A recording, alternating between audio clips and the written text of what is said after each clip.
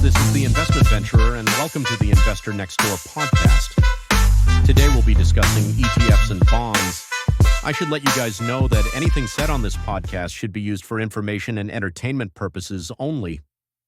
This is not investment advice, and I do not recommend diving into any project or trying any strategy without doing your own research first.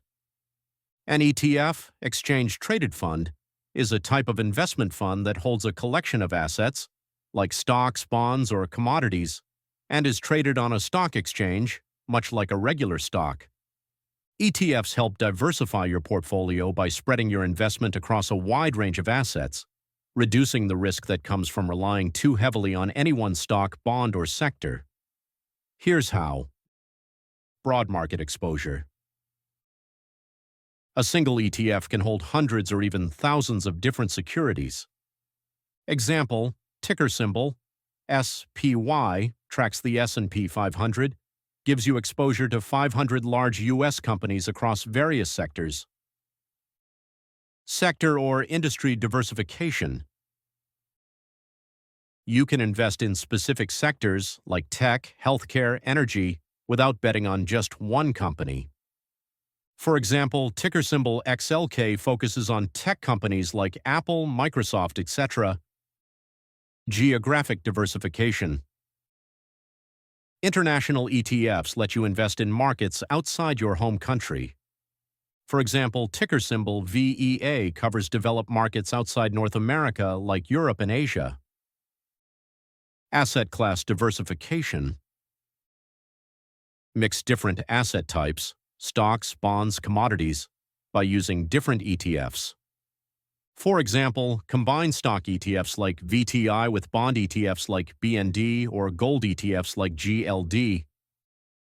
Thematic or niche exposure. ETFs can target trends or emerging sectors like green energy, AI, or blockchain. For example, ICLN focuses on clean energy companies. So instead of buying 50 different stocks manually, one ETF can do that for you in a single, simple trade. Since ETFs trade on stock exchanges, you can buy and sell them anytime during market hours at market prices. Let's talk a bit about the liquidity of ETFs. Liquidity in the context of ETFs refers to how easily you can buy or sell shares of an ETF without significantly affecting its price. Here's how it works. ETFs are unique because they have two levels of liquidity. Market liquidity, like a stock. This is the trading volume of the ETF on the exchange. High volume equals easier to trade quickly at a fair price. Example, an ETF like SPY trades millions of shares daily, so it's highly liquid. Underlying asset liquidity. This is the liquidity of the assets the ETF holds. Even if the ETF itself doesn't trade much, if it holds liquid assets, like big-name stocks, market makers can easily create or redeem shares, keeping prices close to fair value. Tight spreads. Liquid ETFs usually have a tight bid-ask spread, the difference between the buy and sell price, meaning lower cost for you when trading. Illiquid ETFs often have wider spreads, which can cost you more to enter or exit a position. National Association of Veterans and Arbitrage. ETFs trade around their net asset value, NAV, which reflects the value of their holdings. Market makers help keep the ETF price aligned with NAV by creating or redeeming shares. This also boosts liquidity.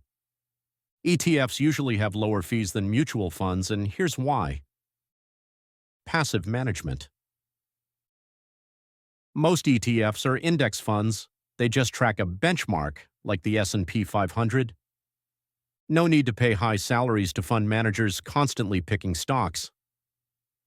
Lower management cost equals lower management expense ratio, MER, often around 0.03% to 0.20%. Example, Vanguard S&P 500 ETF, VOO, has a 0.03% MER. A typical actively managed mutual fund might have a 1% to 2% MER. No sales loads or advisory fees. Many mutual funds charge sales commissions, called loads, when you buy or sell. ETFs are bought and sold like stocks, so no entry or exit fees, just a standard brokerage commission, often $0 these days with discount brokers. Tax efficiency. ETFs are generally more tax efficient due to their in-kind creation redemption structure. This helps limit capital gains distributions, saving you money on taxes, especially in taxable accounts. Bottom line, with ETFs, more of your money stays invested and working for you instead of going to fees.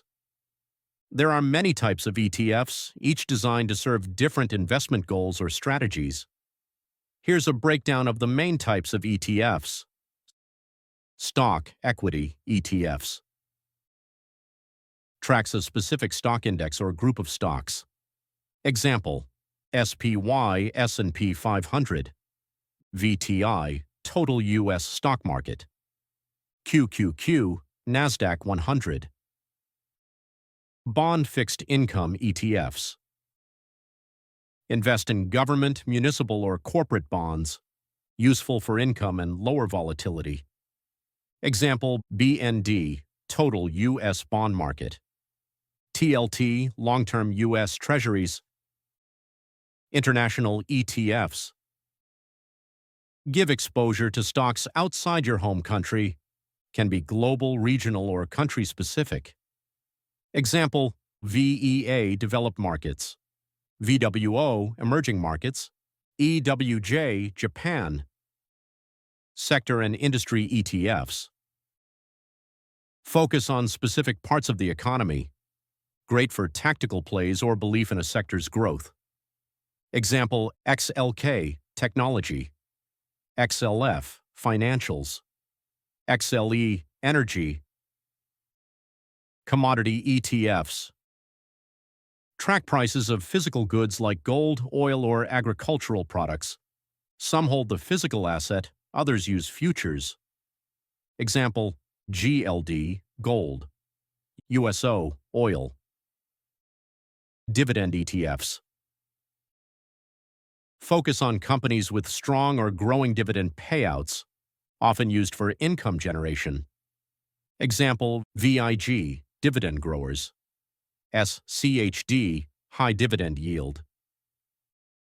Thematic and ESG ETFs. Focus on specific trends, for example, AI, clean energy, or socially responsible investing. Example, ICLN Clean Energy, RKK Innovation Disruptive Tech, ESGV ESG focused. Inverse and leveraged ETFs. More advanced. Aim to magnify returns or profit from a decline. Leveraged, 2x or 3x the daily return of an index. Inverse, move opposite the market. Example, TQQQ, 3 gånger Nasdaq, SQQQ, minus 3x Nasdaq. Each type serves different needs: growth, income, diversification, or hedging. Now that we understand ETFs, let's discuss how bonds work. Bonds are essentially loans made by investors to organizations like governments, municipalities, or corporations. When you buy a bond, you're lending your money to the issuer of the bond, and in return, the issuer agrees to pay you interest, called the coupon, periodically, and then repay the face value, also called the principal or par value, when the bond matures. Here's a breakdown of how bonds work. Key components of a bond. Issuer. This is the organization or government issuing the bond. It could be a country, state, corporation, or other entity. Face value, par value. This is the amount the bondholder will be paid back at maturity. Most bonds have a face value of $1,000, but it can vary. Coupon rate. This is the interest rate that the bond pays to the bondholder. For example, if a bond has a 5% coupon rate and a face value of $1,000, the bondholder would receive $50 annually in interest. Coupon payment. This is the interest payment made to the bondholder, typically on a semi-annual or annual basis. Maturity date. This is when the issuer is required to pay back the face value of the bond to the bondholder. Bonds can have various maturity dates ranging from a few months to several decades. How bonds work. You buy the bond. Let's say you purchase a bond with a $1,000 face value, a 5% coupon rate, and a 10-year maturity. This means the issuer will pay you $50 in interest each year for the next 10 years. You receive interest. The issuer will make periodic interest payments to you. For example, if the bond pays interest semi-annually, you'd receive $25 every 6 months. Bond matures. At the end of 10 years, the issuer will pay you the face value of the bond, $1,000, and the bond is retired. Key factors that affect bonds. Credit risk, the risk that the issuer might not be able to pay back the bond. This is why government bonds, e.g. U.S. Treasury bonds, are generally seen as lower risk compared to corporate bonds. Interest rate risk. The value of a bond can fluctuate based on changes in market interest rates. If interest rates rise, existing bonds with lower rates become less attractive and their prices fall. Inflation risk. If inflation is higher than the bond's interest rate, the purchasing power of the interest payments decreases over time. Bond rating. Agencies like Moody's and Standard & Poor's assign credit ratings to bonds based on the issuer's financial health. Higher ratings indicate lower risk. Types of bonds. Government bonds, issued by national governments, e.g. U.S. Treasury bonds. Considered low risk. Municipal bonds, issued by local governments or cities. These often come with tax advantages.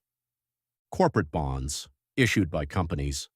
They generally offer higher interest rates than government bonds, but they carry more risk. Convertible bonds. These can be converted into the issuing company's stock at a later date. Zero coupon bonds. These don't pay regular interest. Instead, they are issued at a discount and mature at their full face value. In short, bonds are a way for issuers to raise money and for investors to earn steady income with a relatively lower risk compared to stocks. But, like all investments, they come with their own risks. Bonds are rated by credit rating agencies to indicate their creditworthiness, that is, the likelihood that the issuer will repay the bond's principal and interest on time. The three major credit rating agencies are Standard & Poor's, S&P, Moody's, and Fitch. Each has its own rating scale, but they generally align as follows. Investment grades, highest quality, AAA. These have extremely strong capacity to meet obligations. High quality, AA+, AA for S&P, or AA1, AA2, AA3 for Moody's. These are very strong, low credit risk. Upper medium grade, A+, AA- for S&P, or A1, A2, A3 for Moody's. These are strong but more sensitive to conditions. Medium grade, BBB+, BBB, BBB- for S&P, or BAA1, BAA2, BAA3 for Moody's. These have adequate capacity but potential risk. Moving on to non-investment grade or junk bonds. Speculative, BB+, BB, BB- for S&P, or BA1, BA2, BA3 for Moody's. These face major uncertainties and are vulnerable. Highly speculative, B+, B, B- for S&P, or B1, B2, B3 for Moody's. These have high risk of default. Substantial risk, CCC+, CCC, CCC- for S&P, or CAA1, CAA2, CAA3, which are currently vulnerable to non-payment. Extremely speculative, CC for S&P or CA for Moody's. These are likely in or near default. In default, D for S&P or C for Moody's. These are in default. Key terms. Investment grade, safer investments with lower yields. Non-investment grade, junk bonds, riskier with higher potential returns. Default, when the issuer fails to pay interest or repay the principal. Thank you for listening to my podcast. Be sure to subscribe to the Investor Next Door podcast on your favorite podcast listener. If you're watching on YouTube, be sure to like and subscribe for future episodes. Follow me on social media to stay updated. Twitter X @InvestNDPod, Instagram @InvestNDPod. Share this episode with your friends if you've learned something valuable from this podcast, and I'll see you guys next time.